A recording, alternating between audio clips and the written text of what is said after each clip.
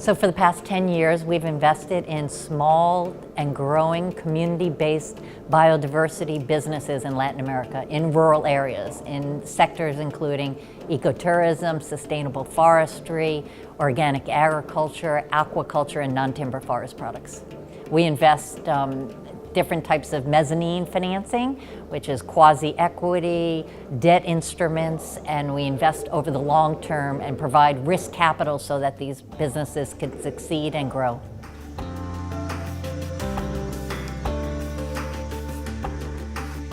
Right, well, we're most interested in businesses which integrate sustainability, working with communities, and management of the local natural resource base.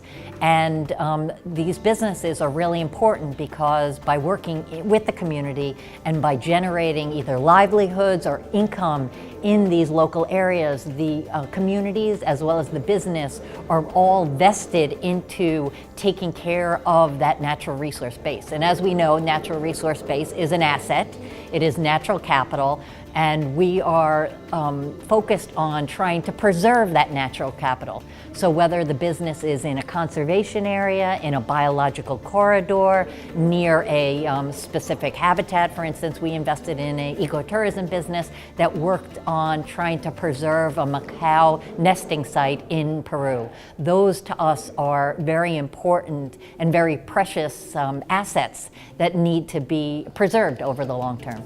And so getting to your question about why we invest and not others invest is because that these businesses are seen as innovative. There is a need for us to help mainstream and get other local financiers or international financiers comfortable with these type of businesses.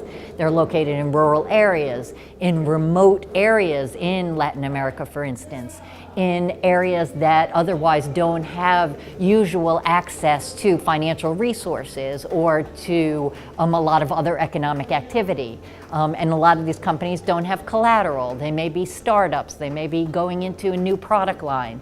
And so it's all these factors that contribute to why there isn't that depth of the capital markets or why there isn't other financial investment mechanisms that are available for these companies. And that's where we come in.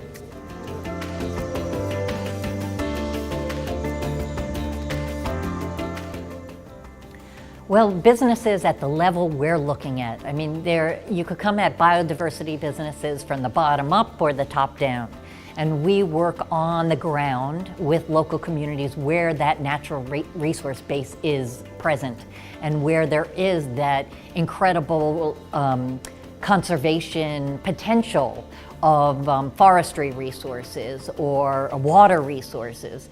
And so that is why it's very important to demonstrate that working with these companies, investing in these companies has sort of long-term sustainability, long-term viability for not only the local ecosystem, but sort of global implications on the whole. What's important from our standpoint, working on our fund, is that each of these companies, as they grow, as they leverage their results, as they make greater impacts, when you add up all of those results, and when you add up all that performance, or if the companies replicate their activities from one country into a next country, into a next country, that's where you really have the growth of it and really start making a difference on a global, on a regional, and then on a global basis.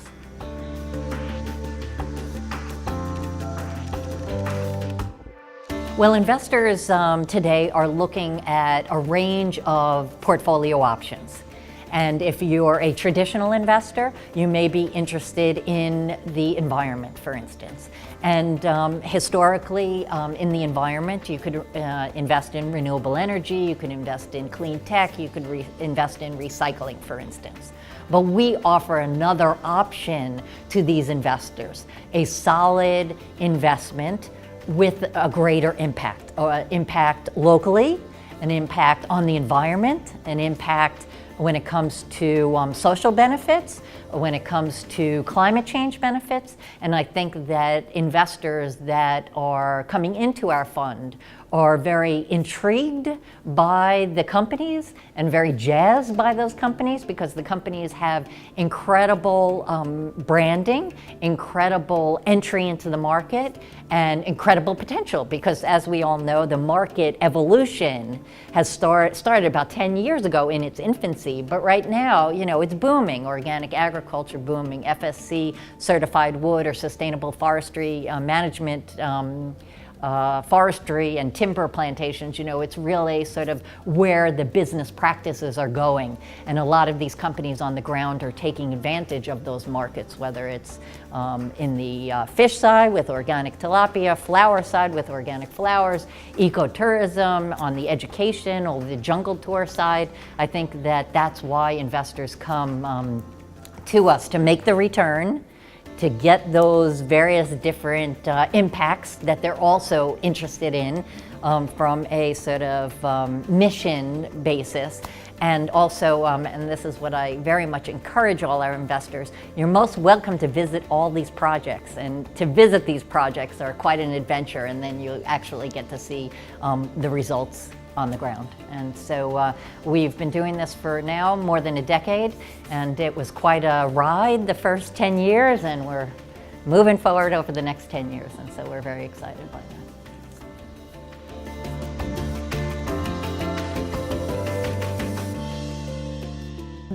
This, to me, is like a life's work. I've been doing it for many years. I've been with Eco Enterprises Fund now, and now our second fund, but the first fund since 1998. And so that's some time, and I was with a fund prior to that, even when we used to walk into business meetings or government meetings or with NGOs, and when we used to talk about the environment and business, they would be like, huh?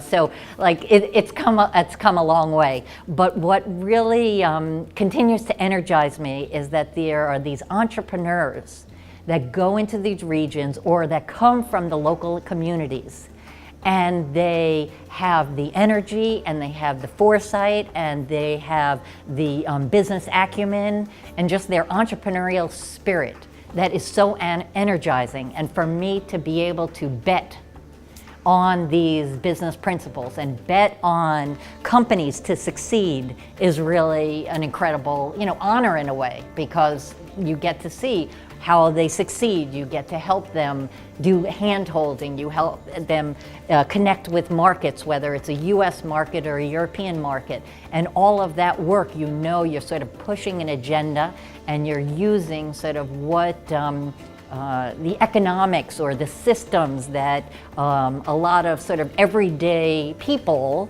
and everyday investors and everyday business people could connect with and could understand, but then using these entrepreneurs and their businesses as examples. And that is very fulfilling, and it still has the wow factor even after so many years.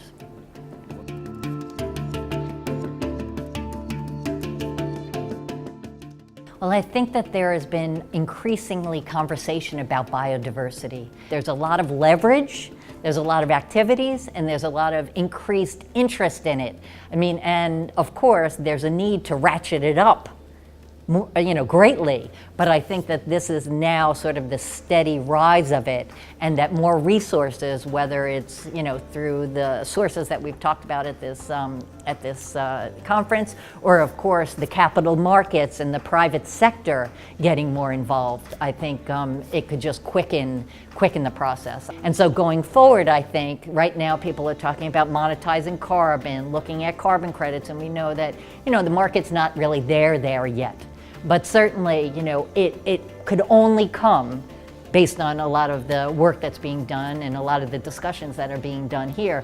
And then eventually, there'll be value associated with that resource beyond, just selling a piece of furniture made out of FSC certification. So it'll have that carbon component to it, and that, of course, adds value to the overall financial returns, the capital markets, and that will just help us and help sort of the evolution of it all.